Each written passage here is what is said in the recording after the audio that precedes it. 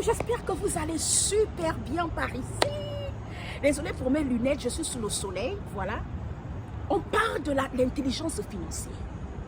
Le premier pas pour réussir financièrement, il faut savoir épargner. Il faut changer les habitudes sur le plan financier. Il y a quelque chose que je déplore et que je remarque dans beaucoup de familles, même quand j'étais en Afrique.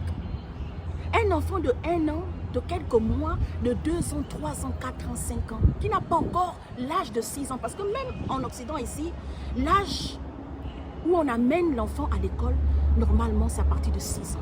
Mais je vois une mère de famille, tu n'as pas de travail. Tu es assise à la maison toute la journée. Tu pars mettre les enfants dans les écoles conventionnelles, les écoles privées, là où tu payes, tu dépenses de l'argent.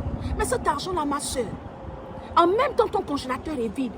En même temps, tu n'as même pas 5 000 francs d'épargne.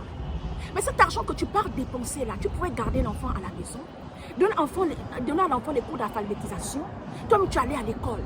Instruire les enfants à la maison, ma soeur. C'est quoi le complexe que tout le monde veut que l'enfant à l'école à 1 an? Ah, c'est les choses des blancs parce qu'ils vont au travail. Toi, tu es à la maison, tu ne vas pas au travail, tu dors toute la journée, tu es sur les réseaux sociaux toute la journée, au lieu d'instruire, transmettre tes connaissances aux enfants. C'est le travail que tu as pour l'instant. Tu vois que les gens s'ennuient, tu passes 2 heures de temps au téléphone, au lieu d'instruire les enfants, tu les mets dans les écoles privées conventionnées payantes. Moi, aussi aux États-Unis, mes enfants vont à l'école publique. Mes enfants vont à l'école publique. Il y a les écoles privées conventionnées. Un jour, mon mari m'a dit, Audrey, je suis allée à l'université, je suis américain. Mais toute ma vie, je suis allée à l'école publique jusqu'à l'université. J'ai payé l'université parce que les universités sont payantes aux États-Unis.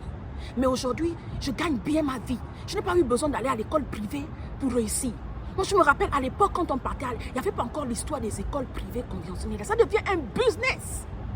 Ça devient un business, je vous dis la famille. Ils se tapent de l'argent derrière votre dos. Vous appauvrez. Après, oh non, je souffre. Oh non, mes enfants n'ont pas la... Oh, mon congélateur est vide. Oh, les enfants n'ont pas ceci. Tu te plains, tu te mets des pressions sur ta vie parce que tu prends des responsabilités, d'accord, que tu ne peux pas assumer, mon frère, ma soeur.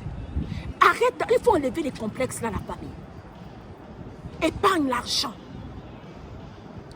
Épargnez l'argent. Tu n'as pas de moyens. Aujourd'hui, tu mets les enfants dans les écoles, les universités, les grandes universités qui sont excessivement chères. Quand l'enfant termine l'école, surtout chez nous en Afrique, l'enfant ne trouve même pas le travail, l'enfant vient chômer. C'est ça qui rend les jeunes dépressifs aujourd'hui. Les parents, on met la pression sur cette jeunesse, ces étudiants-là. Parce qu'on veut à tout prix que quand il termine de travailler, quand il termine l'école, il doit travailler. Mais il n'y a pas le travail de la famille. Même aux États-Unis, il y a le chômage. Même en Occident, il y a le chômage. En Afrique, le chômage, ça devient un vêtement. Vous pensez que les gens vont réussir comment? Financièrement. Si vous ne changez pas d'habitude, de mentalité financière, mais je vous dis la vérité, un enfant à peine de 20 ans, 25 ans, je vais aller l'acheter une chaussure qui coûte 200 000 francs. Parce que mon enfant, je dois montrer que j'habille bien mes enfants. Un petit enfant, tu peux prendre iPhone 14. Tu ne travailles pas, tu fais quoi avec l'iPhone 14? Tu n'es pas influenceur. Tu n'es pas top modèle. Tu fais quoi avec l'iPhone 13, l'iPhone 12? C'est quoi ces complexes? C'est quoi ces mentalités-là? C'est quoi cet esprit-là? Maintenant, après, moi, je parle de ce sujet-là pour des personnes qui ont des problèmes de gestion d'argent. Maintenant, quant à chacun, on gère notre vie comme on veut. Nous sommes tous libres.